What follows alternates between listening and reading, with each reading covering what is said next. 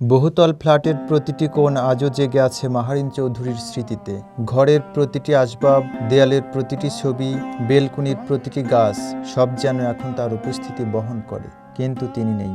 নেই তার কণ্ঠস্বর, নেই হাঁটা চলার শব্দ, নেই সেই মাতৃত্বময়ী ছায়া। শুধু আছে নিঃশব্দ শূন্যতা, চোখের জল আর একটানা দীর্ঘশ্বাস। স্বামী মনসুর হেলাল বললেন, যেই রুমে যাই মনে হয় মাহারিন ওই রুমেই আছে। কখনো মনে হয় পার্সোনাল রুমে বসে আছে, কখনো আবার মনে হয় বেলকনিতে দাঁড়িয়ে আছে, গাছে পানি দিচ্ছে। কিন্তু কিছুক্ষণ পরই বুঝি ও তো নেই। আমি সারাদিন খুঁজি ওকে, শুধু খুঁজি। এই খোঁজার শেষ নেই, কারণ যাকে হারানো হয়েছে তিনি রেখে গেছেন নিজের ছাপ এতটাই গভীরে যে বাস্তবতা মেনে নেওয়াই যেন এখন অসম্ভব হয়ে উঠেছে।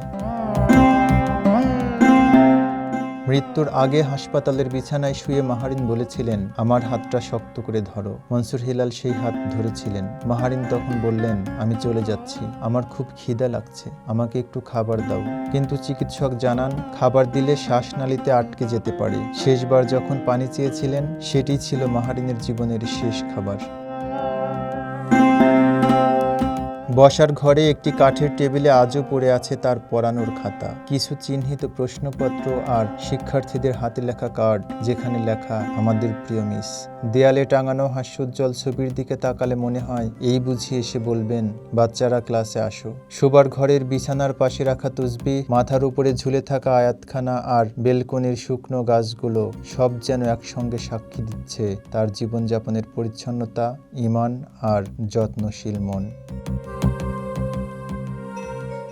মনসুর হেলাল বলেন, এই গাছগুলোই ওর স্পর্শ ছিল। এখন কেউ পানি দেয় না, কিন্তু কাটতে পারি না। কাটলে মনে হয় মাহারিনকে একটু একটু করে মুছে দিচ্ছি। ডাইনিং টেবিলের একটি নির্দিষ্ট চেয়ারে প্রতিদিন বসতেন মাহারিন। সন্তানদের পাশে বসে খাওয়াতেন, গল্প করতেন। এখন সেই চেয়ারটা একা পড়ে থাকে, যেন চুপচাপ অপেক্ষা করছে তার প্রিয় মানুষটির ফিরে আসার।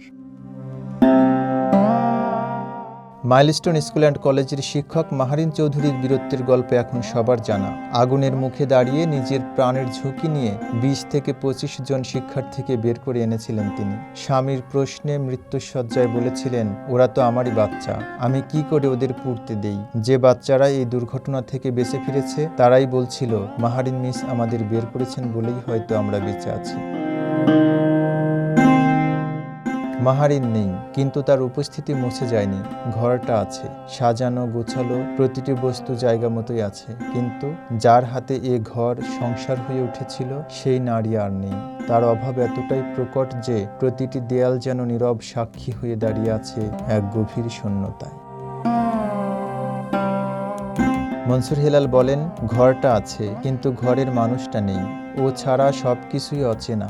এই সাজানো ঘরের মাঝখানে দাঁড়িয়ে প্রতিদিন একা একজন মানুষ শুধুই অপেক্ষা করেন, যে অপেক্ষার আর কোনো শেষ নেই, নেই কোনো প্রতিশ্রুত প্রত্যাবর্তন।